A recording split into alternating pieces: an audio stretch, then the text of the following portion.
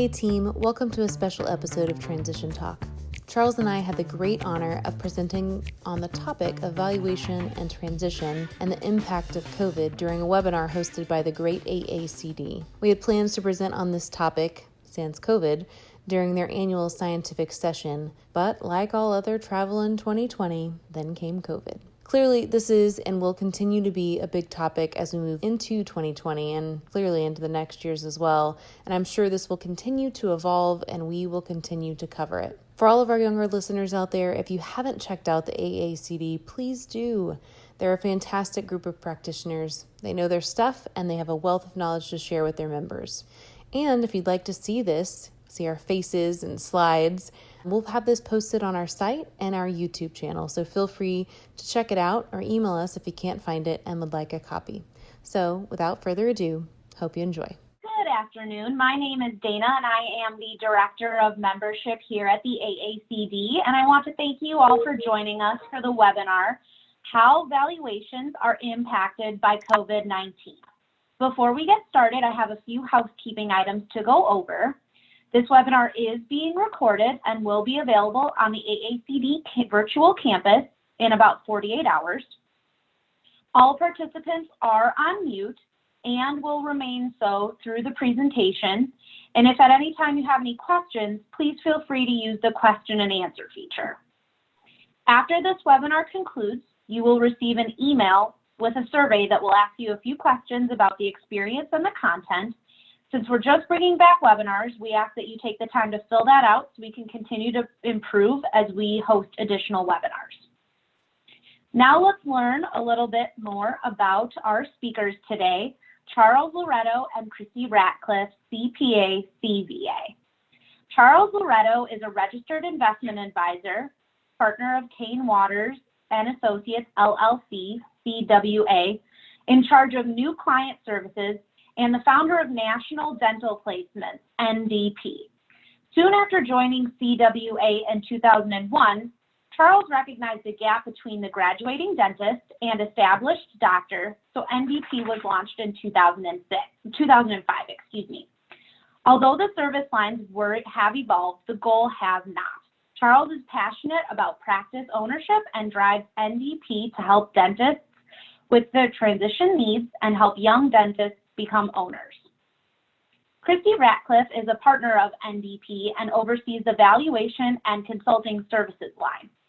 She is a certified public accountant and certified valuation analyst and utilizes her unique background of accounting, consulting, valuation, and relationship building to assist NDP clients as they reach their transition goals.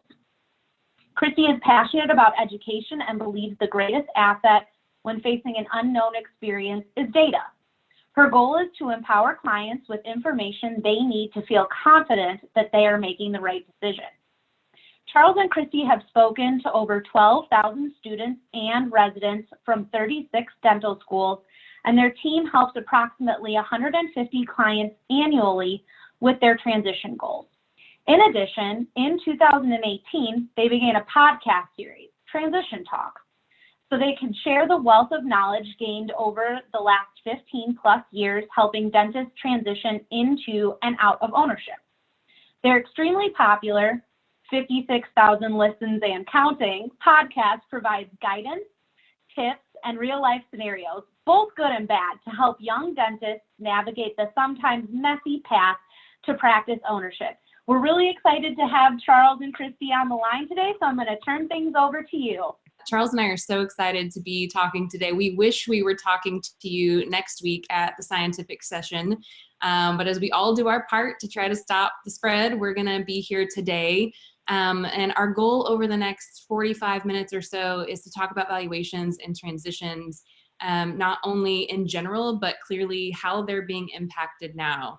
I don't think that anyone would argue with me when I say that valuations and transitions are emotional and they're complicated just outside of normal, the COVID-19, and this is adding an extra wrinkle. So it's definitely not only those that are considering valuation and transition now, but those in the next 2 and 3 years, 2020, how COVID is impacting and how the economic impact of COVID is going to impact your practices once they reopen, because they will reopen.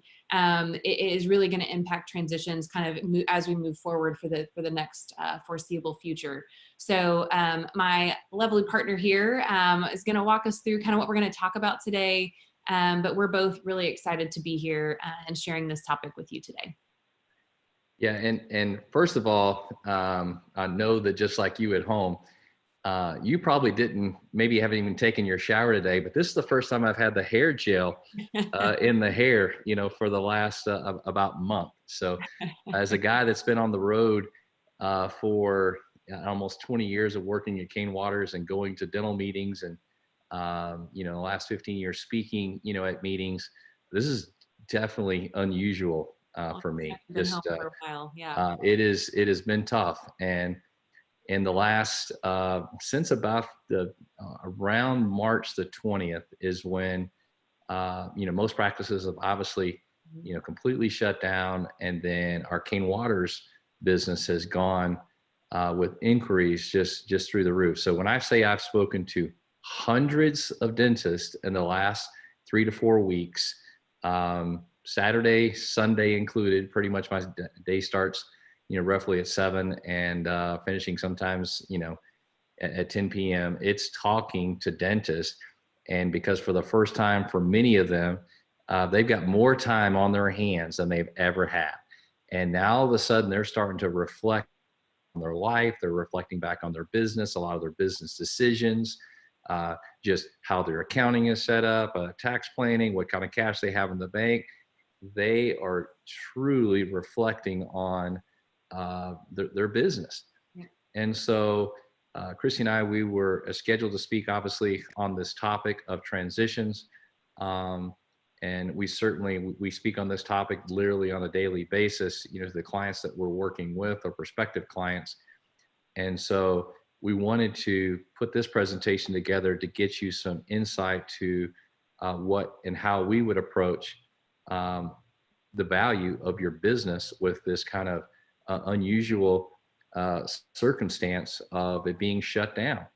And so big picture, let's just go back over. When we think about the value of a dental practice, it's a service business. So let's just start from the beginning. We're talking giant, big picture, $1 million practice. And what is it worth? The thing is worth money. And the question is, how much is it worth? And that has to do with its profitability. So Christy's going to give us a recap of how businesses are valued for a few minutes. When you think about the valuation date and its impact, it's no different than when we perhaps represent a buyer or a seller through this transition process. And perhaps in 2019, we have could be a buyer and they're looking at a 2018 valuation. And if I see that 2018 valuation and I'm in January or February of 19, it's solid. I can definitely take a look at that and see how they did their valuation. If it's same token, if I have a 2018 valuation date they used at 12/31 and now I'm into December of that year, then that practice data from evaluation is outdated unless I can see of all of 19 that the numbers of the practice from a collection and overhead basically mirrored what the evaluation person did between the calendar years, probably 18, 17, and 16. So certainly want to talk about the date and the impact of valuations, because obviously this year it's going to impact, not just how you look at this, but your buyer and certainly the bank. When you think about the, how many years is this thing going to, take into place? We'll spend some time on that. I've got some examples coming up of looking from a valuation standpoint and kind of the years. So we'll have some discussions, on that. If you've already got a practice that's been evaluated or it's in the process, we want to spend some time there to talk about, are we going to use the 12/31 numbers? We were planning on doing the evaluation in June. How is that going to impact this process? So you're probably one of two things. If you're on the webinar today, I'm thinking about bringing somebody in this year in 2020, I was already got somebody in the practice. I've already agreed to maybe some terms, and how is this going to impact that? And so we'll certainly spend some time on that on today's lecture. If you're searching for a buyer, we need to talk about just the conversations you have, what's realistic that we need to think about, what your production or collections would need to be towards the end of the year. And we'll talk about some of the risk factors that this have. And of course, Christy being the valuation analyst, she'll go into just some of the things that she's doing, for her current CE, and what are some of the new requirements are going to be for an accountant, CPA, CVA as they value these businesses. Before we advance, and before Christy that you jump in here, I was going to share with the group, to the membership, that one of the things that I am most excited about with the AACD is that they did invite us to speak last year, and I would say that the reviews were favorable, and they did reach out to try to figure out how that we can communicate with membership and start to figure out a transition plan for all these AACD members, and to figure out how to start creating relationships with these younger members, so that the transition from seller to buyer, kind of stays inside of that AACD,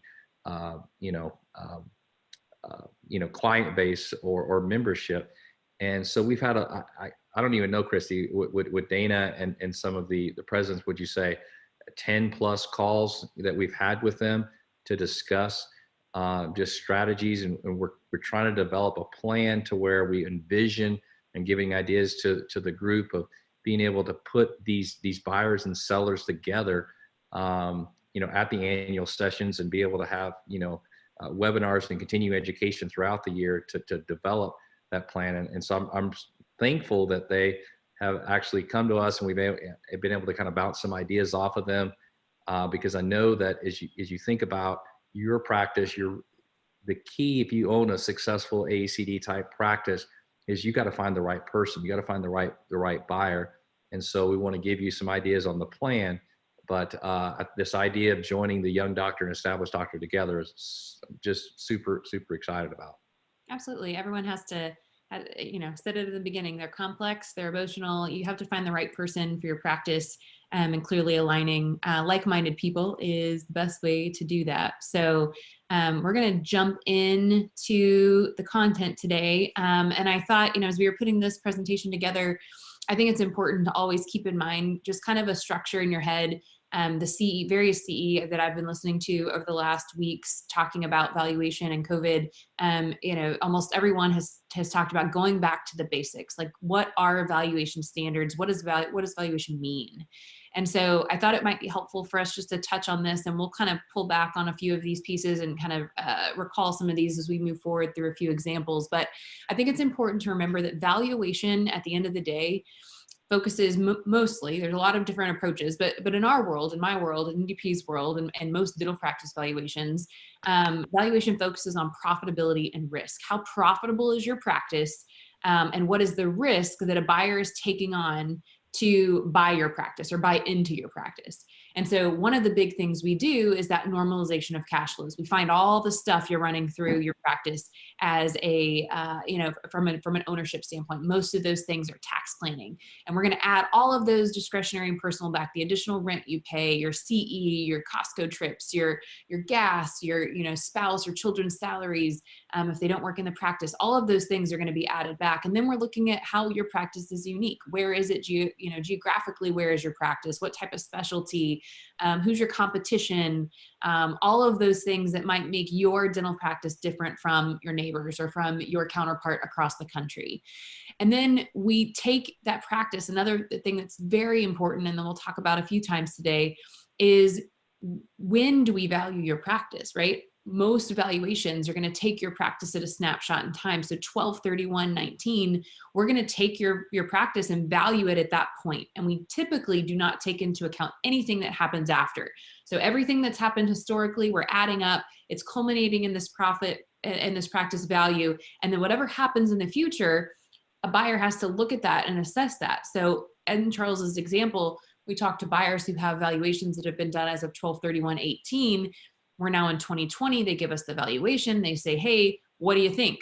And I always say, well, it looks great for 2018, but what happened in 2019? And that picture can change. And if the picture hasn't changed, right, and the gap between the valuation date and where you are, you can rely on that value. But if too much has changed, or the practice has grown or it's declined, then now we have to do some kind of reconciliation to figure out how that value's changed. With COVID, that clearly plays a big role, right? Because everyone's practice looked dramatically different on 12/31/19 than it did on 3/31/19 and 4/30/19. I'm sorry, 4/30/20 and 3/31/19, and even June and July. Your practice is going to look very different. And so, what valuation standards require us to do for any valuations that we're issuing right now, as of 12/31, is do what's called a subsequent event. So you get a valuation report and it says, here's the value as of 12/31.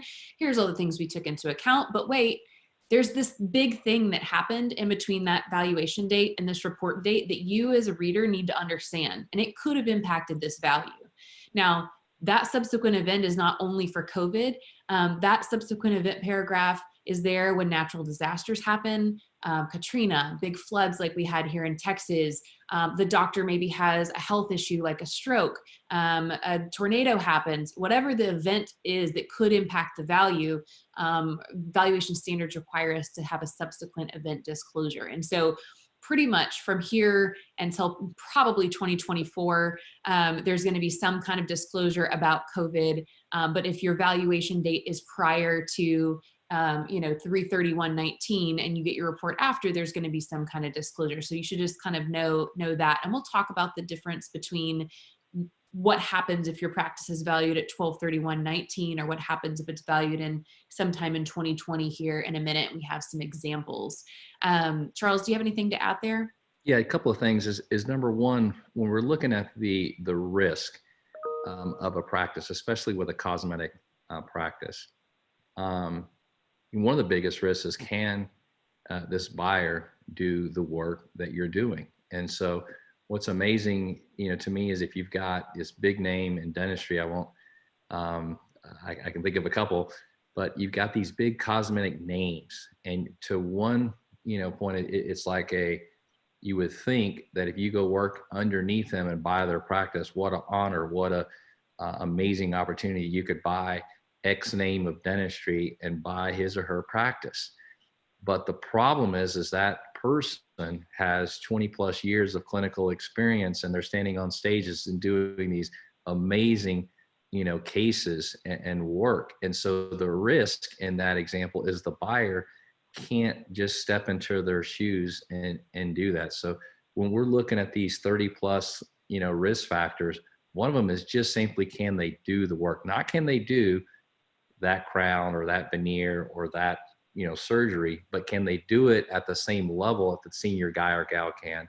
And do we have buyers, in this case, patients, lined up, for those procedures? So the biggest thing to me, that when I think about the risk factor for an AACD practice, is always, can the buyer do the work? And we know by working with many Kane Waters clients, AACD members, we've seen your practices and they vary completely. Just because you're AACD doesn't mean you're, got some one hygienist and doing $2 million of collections and, a lab that's at 14% or something. I mean, there's a lot of just traditional Crown and Bridge practices that are AACD members. So my comment there about risk is always too about, can they do the work? The second thing that I think is important is when you're talking about valuations, you've got it bold there, is typically do not take into account future events. So, one of the things I think is always interesting is I'll get somebody on the phone and say, well, Charles, I've got this, $1 million practice. And, look, I'm referring out ortho, I'm referring out perio, I'm referring out, surgery and endo. And so this practice has this huge opportunity, that it's going to be able to grow. And so therefore it's worth more. And perhaps the selling doctor is saying that, perhaps the valuation guy is saying that, working in their corner. And so it's quite interesting to me that people kind of pick and choose when they want to take a look at some of these things, and just say that they want to basically not look at one of the risk factors, or they only want to look at one and not the other 29. or they just want to maybe look at the last year, out of the valuation, not look to see what happened. And so, yeah, I guess that should also say we do not take into a future events or future opportunity, because we don't yes, value future opportunity. Yeah, yes. that's Now, what. certainly when you're doing due diligence in these practices, you want to be able to see that opportunity. And I think, and we've got some slides. I know I've got some thoughts there with some of the opportunity as we deal with this. I think at any time there's a crisis, I think there's an opportunity. It's just a matter of who's going to take advantage of it. And so I'm going to share a couple of stories just with some people today that I spoke with, but I'll allow you just to keep moving on, Ms. Ratcliffe. Absolutely. So, and the last thing, so valuation date, profitability, risk, all of those things are going to be subject and part of your evaluation. Another thing that you kind of touched on, Charles, is we're going to look at 2 to 4 years of historical data. Okay. So that is important, right? And for most valuations right now, even without COVID, our valuation date would be 12/31/19. But at a certain point in the year, we generally have enough to start using 2020 information. Okay. And so normally if your sale, let's say you were planning a transition for January of 2021, most evaluation analysts would probably use some date around June of 2020 for your valuation date. That's just not going to be possible, right? With COVID, most practices are going to look the worst than they've ever looked on June 30th of 2020. But that problem is not just in 2020. If you're doing a sale in 2022 or 2023, because evaluation standards require us to look at 2 to 4 years of historical data, 2020 is going to be in there. And so it's important to understand that a good valuation is going to not look at just your last year. And sometimes not even your last 2 years. There absolutely are times when only 2 years make sense, but they should be reviewing 2 to 4 years and then weighting each year based on what's happened. And in a normal situation, the most recent year is the most indicative of how your practice is going to do moving forward, right? In January, we all thought 19 is probably what our practice is going to look like or better in 2020. And that's just not the case now. And so understanding how those historical years are going to look in 20 and 2021 and 2022, and ensuring that whomever you hire to do your evaluation or to look at your practice transition understands 2020 and understands how to utilize that and what weight to place on that is going to be really critical. And we'll have an example and we can talk about that today, because clearly there are things that are not, that are different in our world today, and a lot of unknowns. And so I'll also caveat as I move on and turn it over to Mr. Loretta. I think I'm going to take the next slide, but before I move on, I want to say I understand that things are changing daily with what we're going through, and there's a ton of unknowns. And we are living and breathing this every day as you are, and kind of taking it one step at a time. And so everything we're talking about today is, I think, an educated hypothesis of how things will go. And clearly, the longer your practices are shut down, the bigger the impact, and we understand that. But a lot of these valuation standards and how valuations and how transitions work is going to continue. So I want to look at an example of what a practice might have looked like pre-COVID, right? So if you look kind of on the left side of your screen, you see 2019, 18, and 17. So if I was doing evaluation of this practice, those are generally the years I'd look at. We might have 16 in there. And if you look at this practice from 17 to 19, started off at 1.4, kind of grew up to that 1.5 level. And that overhead kind of varied, but right at that 55% mark is where it landed in 19. So that practice, after we normalized it, netting around 675,000. Okay. On the right side of your screen, what you'll see is this is the estimated valuation. So this is the valuation, and this is what a model would typically look like, right? With a lot of assumptions underneath here to complicate this, but the weighting you see at the top is generally how we would weight these, right? The most recent year gets the heaviest weight of an average, and then each older year is going to have a little bit less weight. And what the result of that is that weighted average that you'll see on that far right column, that 1471. We like to use weighted averages in valuation because it basically says, hey, I'm not just going to take the last year and which is often probably your best year, and say, this is what it is. I'm going to show some growth. I'm going to be conservative. We valuation people love to be conservative. And so the weighted average of collections was around 1.47, and that net cash flow, that profitability of that business with a 56% overhead is roughly 650.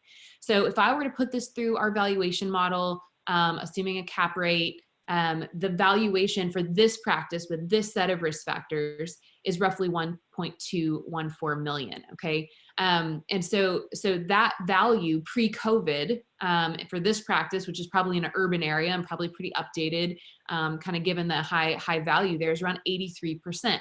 Now, a lot of our doctors that we're working with currently have a valuation that was as of 12/31/19. And the number one question I'm getting is that number still right? And that's from both sellers and buyers who are coming to me with these valuations that say, is this number right? Like, do I pay this? Do I not pay this? Like, how do I know? And we don't know, right, yet. But in the next slide, and I'm going to hand it over to Charles, because I know he has something to say. But we're going to try to show you what we think. But there's with a caveat that time is going to be the biggest teller here. Yeah. So one of the things that if we take a look on this left side here, so if somebody were to approach me, so it's both buyer and seller. So let's assume first that it's a seller, and they say, hey, I'm thinking about bringing in a partner. I'm going to ask questions. So I'm going to say, send me your financials, and I would do a quick kind of a due diligence and normalization process that Christy has done here to determine your $1.5 million practice has a cash flow of 675. And I'd ask questions. Are we looking for a partnership or 100% transition? Well, I'm thinking about, maybe a partnership. Okay. And so the next question is, how many chairs do you have? 4 chairs. I'm working in 1,600 square feet. What about new patient flow? About 10. What are you referring out? Nothing. I've been doing dentistry for 25 years. I keep everything in-house. How far is your doctor production booked out? It's not really booked out. How many hygienists do you have? I've got 1 hygienist, and she's doing, 150,000 out of her chair. The rest of it is doctor. And you're looking for a partnership? Yes. Doesn't make sense because the numbers aren't there. You don't have the right new patients. You don't have the chairs. The cash flow is saying yes. And maybe your financial plan, and maybe you maybe want some more time off, but some other factors in there you just got through telling me doesn't make sense. Now I look at this and say, I've got a beautiful, consistent 1.41415 practice, nice, beautiful overhead that is yielding, 45 cents on the dollar. And then that same story is I've got 40 new patients, a month. I'm referring out these procedures. I've got 6, 7 chairs available, and I'm only utilizing maybe 4 to 5. And I'm referring out these procedures, and I do no external marketing. And so my thought process is to bring in this associate. And so when we're seeing these numbers, they start telling stories, but it's not just these numbers. You have to see the other part of the practice to almost conceive that this thing is going to take off, or it's going to struggle. If I was going to purchase this practice, and we used Christy's valuation of $1.2 million, and I was a buyer, I would look at this and say, does this make sense? Well, it's a $1.5 million practice that nets, $675,000. If I went to the bank and I borrowed, $1.2 million, then the bank is going to give me the money, assuming that I can do the work, assuming I got some cash in the bank, because after I pay the bank, me, the investor, if I buy your practice, if I'm the buyer and you're the seller, I'm going to make over $500,000 a year after debt. So this tells me from a transition standpoint, like one of 3 stories: beautiful practice, and it tells me based on my answers of chairs and new patient flow and active patient, it would tell me the things of this is what you want to do. I can see it. And then maybe a young person, D4, trying to buy this practice that just graduated dental school, of course they can't do the work. Of course they don't have the money. And of course they would maybe be able to do all these procedures. And so this practice is what we love to see, because it's telling us that we're ready, but we do have to ask more questions with regards to what your transition goals are. Oh, absolutely. That wonderful interplay between valuation and transition.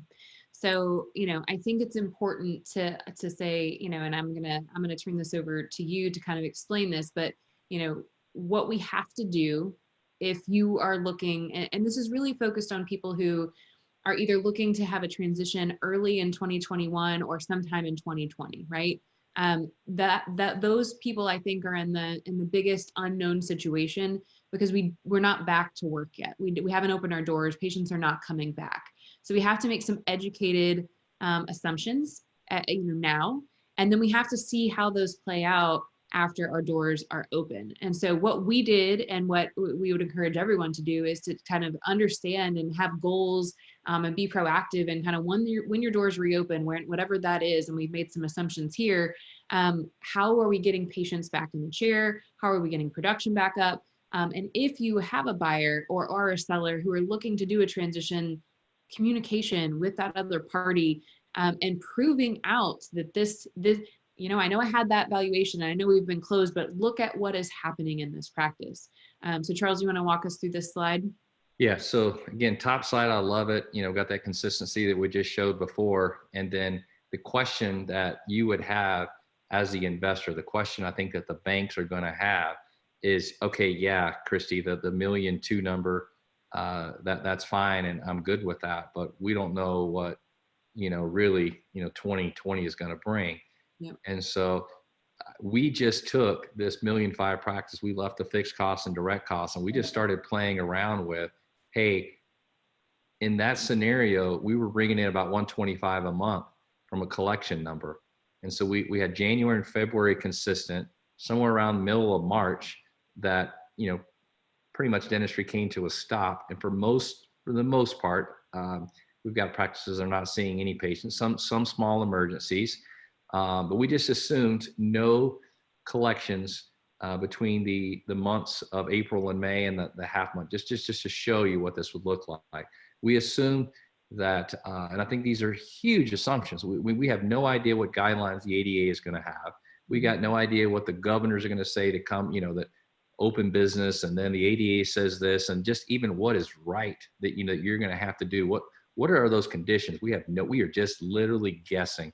We have no idea what those 70-year-old patients, are they going to truly just show up for their hygiene appointments again? 80-year-old, are they going to show up? We don't know.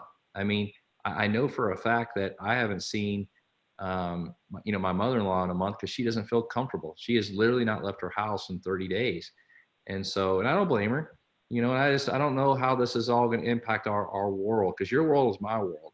But we made some assumptions. We said that the practice would be, 50% of collections. And then we said maybe 75% of collections over the next couple of months. And so we took this $1 million business, and basically, we estimate that it does $1 million. Could do more, could be less, but we have to start with some assumptions just so you can see what our thought process is. We also can play with that same assumption and assume that our fixed costs are fixed. We can assume we had to bring back some employees, and we're trying to time when they come back, but our patient on a per day basis, not quite as full. We're not running a solid eight hygiene patient days. Now all of a sudden we got some 7s and 6s in there. So we still got to pay these people. Now we're just not as efficient anymore. So our overhead starts to increase. And so in this example on the bottom left, we're saying that the same practice that did $1.5 million could potentially go down to $1.025 million, $1.1 million. We're saying also potential that our overhead is going to go up, and all of a sudden we're not netting 675, but we're netting in the range of that 350 to 400. And so now as an investor, okay, so as an investor, you got to think, does this make sense? The value of the business that Christy said, working with the seller, said that it was 1.2 million. And now the practices looks like it's only going to finish out, at $1 million, $1.1 million. Should you pay that amount of money? So as an investor, your first response is no, that's crazy. You'd be overpaying for this. That's ridiculous. Okay, that's definitely a thought, but that's an emotional response. And what I'd want to do, if I'm the investor, if I'm working with the seller or the buyer, if I'm even thinking about it from a bank perspective, can you show me what the most recent months were? In this case, if we go into November and December, and I'm, your practice is doing 125 back to normal. I can see that your new patient flow is equivalent. It was doing 30 before. Now it's doing, 30, perhaps as an opportunity. The guy down the street that was in his 70s that had outdated stuff, the ADA comes out and says, you need to have, this mask, you need to have this thing to protect all this other stuff. And you need to have your room set up this way. And the older guy goes, I am so done. I am out. Close the doors.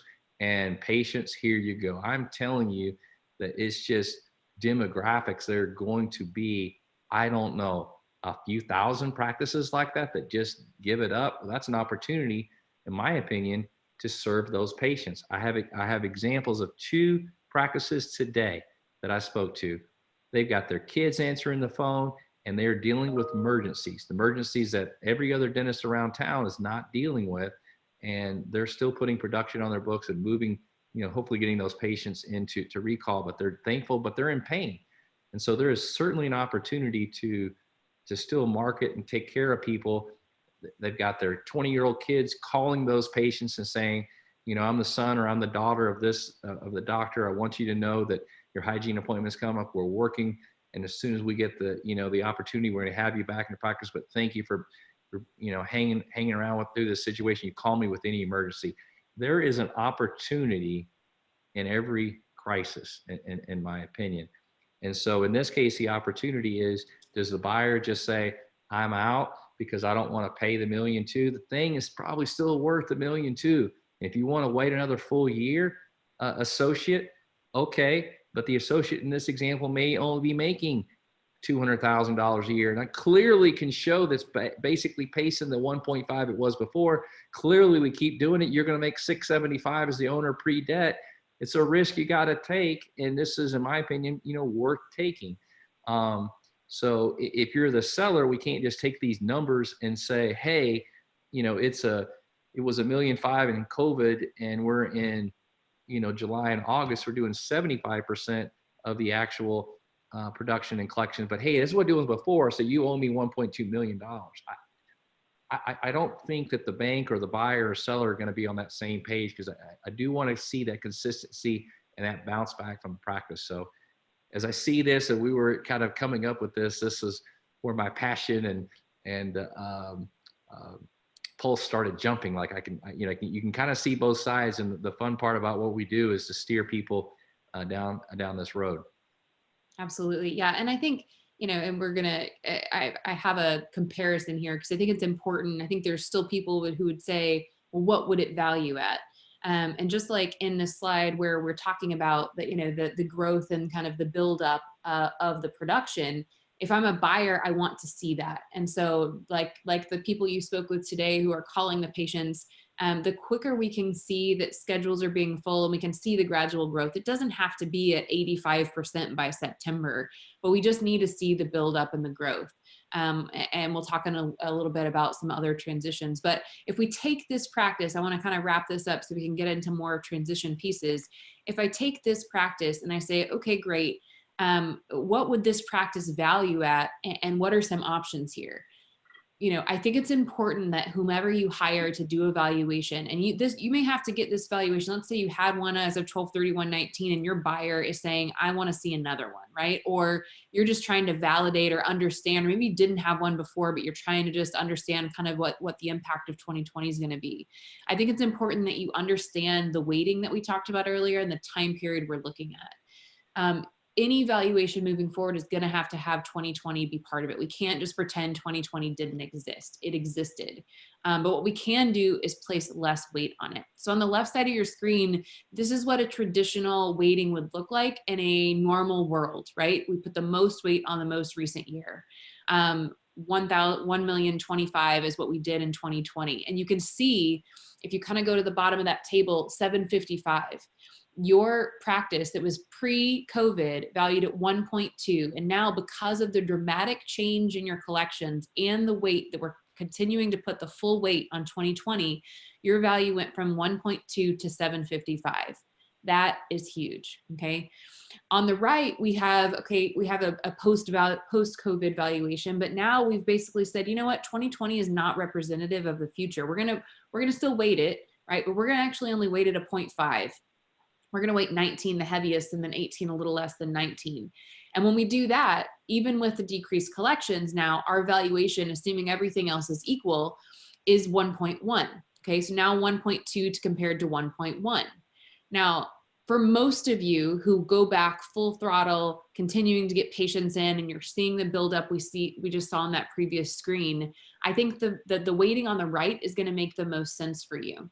There will be practices where the left and weighting 2020 the most heavily might make the most sense.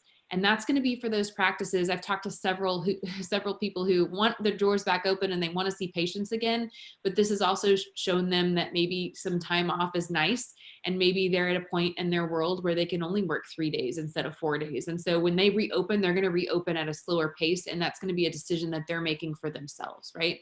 And at that point, now your 12, 31, 19, that 1.2 is not right anymore, right? Even if you're building back up, you're not trying to build back up to that $1.5 million practice. So there will be, individual circumstances where your valuation team is going to have to know all of those things that Charles just talked about. And it's where valuation and transition collide. What is your practice? And it's going to be so important now in a post-COVID world of figuring out what the value of your practice is. In most valuation worlds, you don't look at monthly numbers, you look at annual numbers because you care how the practice did overall. It's going to be critical that we look monthly in 2020 and even in early 2021 until the practice is back up to where we want it to be. And as a buyer, if you're going in to buy a practice, focusing more on the big picture and seeing the growth and understanding what your seller is trying to do to bring it back up to that level is going to be really, really important. And so, if you are a seller and you want to sell and you're not willing to kind of wait and for whatever reason you need to make a sell, if you look at the right side value, the difference between a 1.2 and a 1.1, it's $100,000. It's a lot of money. But you as an individual may make a decision that, I'm willing to kind of, I don't want to wait anymore. I want to go ahead and agree to this number and know that the buyer is going to have to do now the work to kind of continue to build it back up to what it was. So I think it's just important, in this world that we're now entering, is valuation. Yes, it's historical numbers, but there is a story there, and that story really matters to make sure that we're moving in the right direction. So just commenting there, I agree. It's a 1.2 from a 1.1, so it's $100,000 difference. So many times the seller will say, well, that's just wrong. It doesn't feel right. And you can always say, hey buyer, I know that the value came in at 1.1, but I really want 1.2. And if the buyer is willing to pay, that's okay. And if the bank is willing to lend for that amount of money, that's okay as well. And if the buyer is looking at this and maybe it's going to be a partnership, I mean, yes, maybe it's $100,000 higher on the value, but the reality is it's really only 50,000 because we're actually going to be only purchasing half the practice, and we're getting write that off as well. So there's just a lot of emotion that goes into practice valuations and partnerships already. And then you throw this whole, COVID out for 3 months kind of thing. The key thing I cannot stress enough is just basically going back to be able to see, are we back on the same kind of numbers and track that we were before? You mentioned like a Harvey type example that we had here in Texas. Well, if Harvey came and took the business from $1 million to $1.5 million, it literally washed away the patients as well. To the patients were left, and we don't have any patients, and we just consistently are on. We're not doing 125 a month. We're doing 80 a month, and it's consistent. And my value has gone down from, now I'm going to put the weight on the $1 million at a 3 and not a 0.5 because I'm not bouncing back. Mm-hmm. So that weight that Christy was referring to is certainly looking, at the risk factor as well. Did we bounce back or not? Yeah, and I think and I think that leads right into kind of the next topic and kind of this what we want to talk about is if you're going through a transition right now, and most of the time value equals price when they're done at the same time. But the further your valuation gets from when you do a transition, I think the bigger oftentimes the gap between value and price are. So a lot of people think those terms are synonymous, but ultimately, whatever price two people can agree to, that is the value of something, right? And so in a time when there's maybe unknown factors or future factors that are playing into it, or there's, who's buying it versus who's selling it, there are times when those two numbers aren't the same. And I think this situation, anyone who's in a transition or about to do a value, about to enter into a sale, those two numbers might not be the same right now. But what matters, right, are the terms of your transition and the terms of what makes your sale different, and your buyer and seller, and kind of the uniqueness of each opportunity, because there is no box when we talk about post-COVID transitions in the next coming years. Every practice is going to be a little bit different, and where you are geographically, a practice in New York is going to be very different from a practice in Indiana, or an area maybe that wasn't as impacted by COVID. The types of production that you do, partnership or walk away. If I'm entering a partnership, I'm probably in the practice. And so as an associate, I know the practice, I can see people coming back. There's probably a relationship there that you and the seller, you and the buyer have, versus I'm in a walk away, and I'm going to be buying a practice, and the seller is, going to hand me the keys, maybe a very short transition. Clearly more risk in that in general. And then now there's more risk in that because we're coming off of this time where the seller has not been in the practice, patients have not been coming through the door. And so maybe a delay of the close, or kind of at least understanding that that's a risk, is really important for both parties to kind of acknowledge and figure out, do those factors need to adjust this value that I have now, even if I'm building back up appropriately. Yeah, and keep in mind, you can put a value on something, but again, just the two parties have to agree to it. So that, for example, I spoke to a young man in Tennessee yesterday, and he's going to purchase a practice east of where he is. And first question I like, to ask is always, does your in this case was male, does your wife like that city? And they kind of both giggled and yes. And this particular practice was 800 collections, and it netted 300. And I'm looking at the tax returns. I can see that that's what the business is netting. They agreed upon a price of $300,000, and they're going to close in October. And this particular doctor, he's just going to retire. So he's not going to come back post COVID. He's just not. So it's outdated practice. So we've got to look at what, the things that we're going to invest in the business. But it's still, even if we think the practice is going to go down, this year and may only do 500, it still makes sense for this young couple, for the number of active patients and all the things that this doctor had been referring out. And based on the demographics, it's an opportunity. So that guy in this case doesn't need a valuation. It's just, he came up with his price, and it worked for basically the buyer and the seller, enough for me to look at it and say, absolutely, this is better than a startup. You got whatever, 1,200 active or 1,400 active patients, whatever it was, and this makes sense. So for that example, they agree, and let's move forward.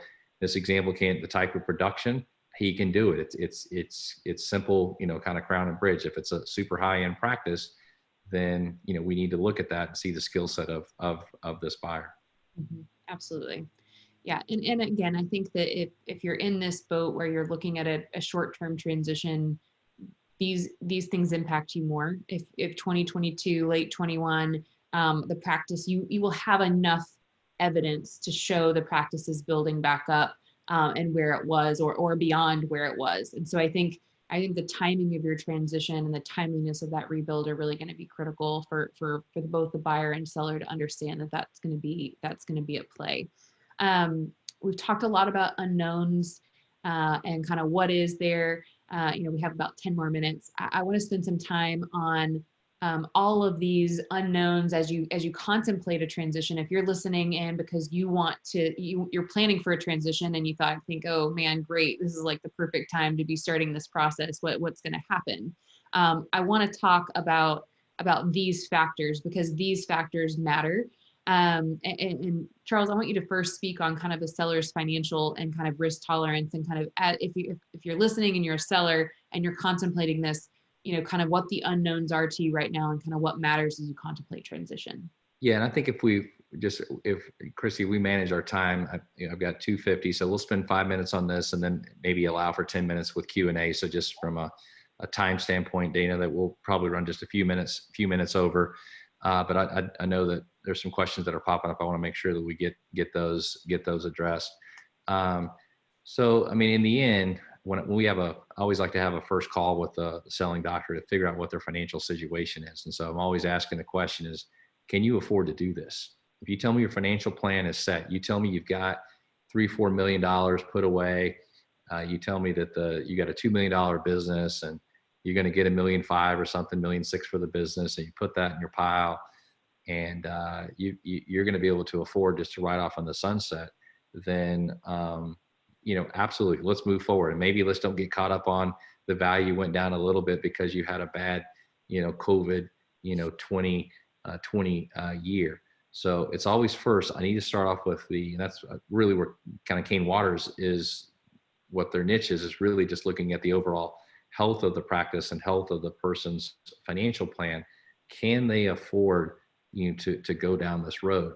And I think what's so important this year is the fact that, now all of a sudden the doctor didn't make, in our example earlier, didn't make maybe a $675,000 benefit. Maybe they're only going to make, 400. Maybe you've got doctors right now that are sitting at home that for the last 30 days and they're just about ready to shoot themselves because they're going crazy. And they're like, I thought I want to retire, and there's no way I want to retire. I don't know. I mean, I can tell you that there are things from a financial standpoint that are going to change for the selling doctor from their perspective. There's going to be the patients that are going to come back to the practice, could be the same. They could be more if we buy the guy's practice, down the street. I don't know. We could open in May 15th. We could open in June. We could open in June 15th. We could open in June, and then all of a sudden only half the patients come back, but we bring all the employees back too soon. And then we brought all the employees back too, and now we're eating up all of our cash. And now we're investing in marketing, but the marketing's not working. So we just truly don't know. But this is, from a timing standpoint, I really think that from a seller, we've got to be able to get through this and get the practice, thriving again. So I can't push you enough to make sure that from a consulting standpoint that you're keeping those patients, aware of what's going on and keeping them active of what your plans are when you open back up. Yeah, and we've talked about patients too, clearly staff, that's important as well in a transition. So if you are in the boat of looking to, transition 100% of your practice now and in the future, you may have staff that are in the same boat as you are, right? That maybe you have an older staff, and some of them choose this to retire and they don't come back. And so now we have new staff that we're bringing in and training. So I think we have to be cognizant that there's going to be a lot of changes to practices that even if you come back full bore and have all the production running, there might be changes. I've talked to a lot of buyers, and I think one of the questions we had in the Q&A thus far is about DSOs. I think all buyers, both private and DSOs, are all in one of two categories. Either I'm going to use this time to continue moving forward. I'm going to do diligence. I might not want to close yet, but I'm going to use this time because I know I want to be an owner. I know I want to purchase.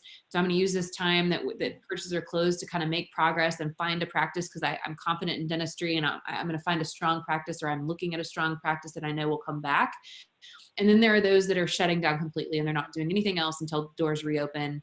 And it's all about their risk tolerance and their financial situation, right? Some buyers are financially, kind of a little more set.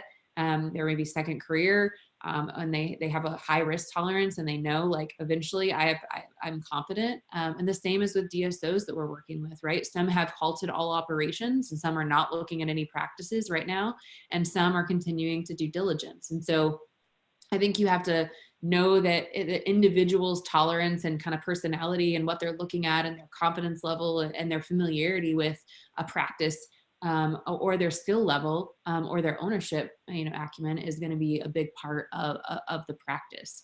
And so, for the individual who ask about DSOs, yeah, they're going to look at it something just like an individual person would look at. They're not going to price it for it, right? They're going to look at something. They're willing to buy something that they think has opportunity in the future, and that goes with referring things out, or growing it, or expanding it, or making it better, right? I mean, I think that's what most people are looking to buy something and to improve upon it. So a big question we get all the time is about banks. Will banks lend these kids some money? That's my common question I get at our transition lectures. And the answer is 100%. And how is COVID impacting lending today? Mm-hmm. We're in communication with all of these major banks, and they are 100% a go. Now, I can tell you that if we go all the way through June 30th with zero financials, then the sales guy that works for the bank that's saying yes, I promise you there's a risk department that's behind the scenes that wants to see basically the same thing I've been talking about, is they want to see the practice bounce back. But as of right now, all these major banks that specialize in dentistry, full force, like all in, bring me as many buyers, refinance this, lines of credit, they are willing to lend to dentists because your success rate is so high. Yep, absolutely. Another question that we had was, is this specific to any particular specialty, what we've been talking about today? And I think this is across the board. There is certainly risk for each different specialty that are going to apply in evaluation or a transition, but kind of what we've been talking about today is kind of globally from an overall transition standpoint. I think all practices are on a pretty even playing field. I mean, there are certain practices that may be less impacted. Charles, we were talking about, the endo or kind of oral surgeon who maybe is seeing more emergencies anyway. And so they're able to have more production right now than maybe your general practice that has a more typical clientele. But I think that for what, in our opinion, these are global discussions that are going to impact every practice if you're looking at a transition. And certainly all of these unique risk factors are common among specialties. Yeah, you see like in orthodontics, right now. So, orthodontic practice that may have 2 million from a collection standpoint, they have basically probably 1 million, 3 or 1 million 4 in contracts. So they're constantly still getting money, and they're constantly in this case, they've got probably 500 or 600 kids in braces. So they have to go back. It's not like a hygiene, like I'm just going to miss the hygiene visit.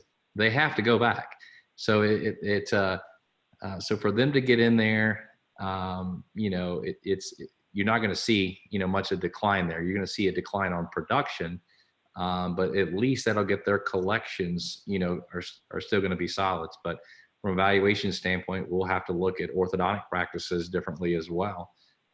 So like you said, Christy, for the most part, it's a service business. We're going to have these same numbers across the board, same risks that we'll look at to determine how COVID impacted the practice. This is a good question that we didn't touch on, so thank you. It says, would you recommend seller financing right now? And would the interest rate on a seller finance deal be higher due to the potential greater future risk? We have, as I said in the beginning, I think from my perspective, and Charles, I know you have an opinion here too, I think that we're not in a box. I think every transitions, we're going to have to figure out what works. I don't think that, there are certain situations where people have to have 100% seller financed deals because of a buyer and a seller. Clearly that's risky for the seller, and there are times when that makes sense and times when it doesn't. I think in this case, it depends on what you're agreeing on, right? If you as a seller are wanting your pre-COVID value and you're needing to sell before that can be proven out, there are things where, there are situations where I've seen, and it hasn't happened yet, but I've seen proposals where there's 80% of your value, for walkaway sales, 80%, I'll give you 80%. And then I want the seller to finance the other 20% so that they're at risk and they're there and they can prove out that practice is going to come back. So I think we might see more creative transition structures. I think we might see more seller involvement to prove out that that practice is going to come back. I don't think you're going to have to do it. I don't think it's a situation where lending is going to say, we're not financing anymore. But, I think it's going to depend on the strength of a practice before COVID, the profitability of the practice, and then again, that growth as we come back. Yeah. So in general, when you put my Kane Waters hat on, the advisor is going to tell you not to do seller finance. It's just too much risk. Even if it's a 6% rate of return versus, the banks right now are lending at about, 3.25%, 3%. So I think you can do better than 3. But if you sit there and take your $1 million practice and you get 800,000, are you really going to take your life's work over a 10-year amortization period to make 3 or 4% to somebody, and you move from Illinois to Florida or something, and then they mess something up, and you let your license lapse or something, and now you're in your 70s and you got to go back? I mean, no.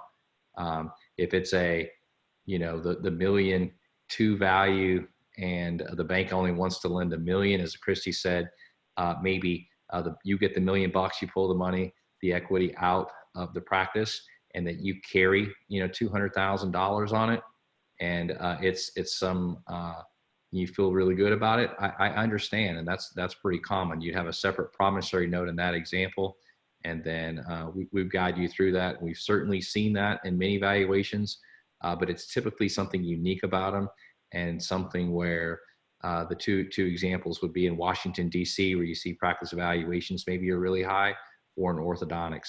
The $1 million collection orthodontic practice, the market value is $1 million. The bank says, nope, I don't care about market value. I'm only going to lend $850. So the bank gives $850, and the seller guy or gal basically holds the note for $150,000 with kind of similar terms. So I do think that you potentially see that. The longer that and the worse that this impacts our practices in 2020, I do think that you're going to see some type of seller guarantee or portion of the price being held by the seller this year for sure. Yeah. And then I think we have time for one more question. So I got a question from a buyer. And if we didn't get to your question, just kind of to let you know, if we didn't get to your question, our contact information is on the screen. Feel free to shoot us an email and we can get you that information. National Dental Placements, there's a contact form. It comes directly to me and Charles. I'm happy to give you, answer any questions that are unique or kind of if we didn't get to your question today. But the last question we're going to get to today is, as a potential buyer, does it make sense to wait 1 to 2 years in order to evaluate how the dental economy does? I think, my opinion, generally the faster you can get to ownership, the better. I do think this is a unique time. I think there are, it's going to very much depend on the practice that you're looking to buy, very much depend on your financial situation and kind of how secure you are right now. We definitely understand the impact that this is having on practice owners as they sit today. I think that there's a lot of nuances to that. I don't think that we can make a general wait 1 more year and here's what it's going to look like. Because as I said, we're working with a lot of buyers who are buying some really great practices right now. And they're confident in those, but they themselves have come to that decision. I think that people are still going to need dentists. We're still going to go. I think it's going to come back. It's just timing of when that comes back. And like Charles alluded to earlier, I think there's opportunity with enough diligence and looking at it from the right perspective.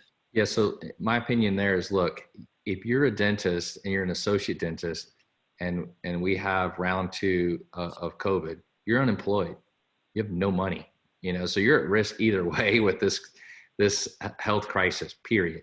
I'd rather be at risk as an owner than as a unemployed individual. Okay.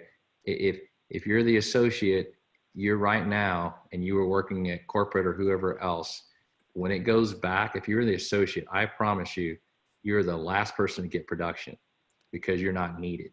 The first person that's going to get the production is the doctor and the owner. And even if it's emergencies and it's enough to make that practice to continue, you're going to be the one. And so you can either be the associate and be at risk, or you're going to be the owner at risk. I just think you have a way more upside, more money, equity in the business, control your tax planning, control your pension planning, your future, because you're the owner. I mean, you have to understand that, because you're at risk either way. And if I was to put a hat on, I'm pretty sure that if we have another round of COVID again, then what's going to happen is we're going to be better prepared. We're going to have the equipment needed and the mask and everything else in these dental operatories that we are accepting this as the new norm. And best guess is we'll be ready. And maybe we're not hitting 100%, numbers like we were hitting before. But, I do think that if I'm putting a crystal ball, it seems like you as small business owner dentists are going to figure this out. You have no choice but to figure it out. And I know, Dana, as you pop back on, I remember us talking about that any of the questions that we did not get addressed, that we'll have those written out. And so I want to make sure that we have those written out and we get some type of response. And so perhaps as this presentation is available to the membership, we can have those additional questions just basically written out so everyone can see those, and then us to respond. And so perhaps we can send that as additional attachment. Absolutely. Definitely. That sounds great. Thank you so much, Christy and Charles, for sharing such valuable information during this unprecedented time. To our participants who are still on the line, thank you for attending, and look for that follow-up communication from the AACD regarding when the recording is available, and also that survey about this webinar. Everybody have a great afternoon. Thank you for attending. Thank you. Thanks, Dana, for hosting. Appreciate it. See you, Christy. Bye-bye.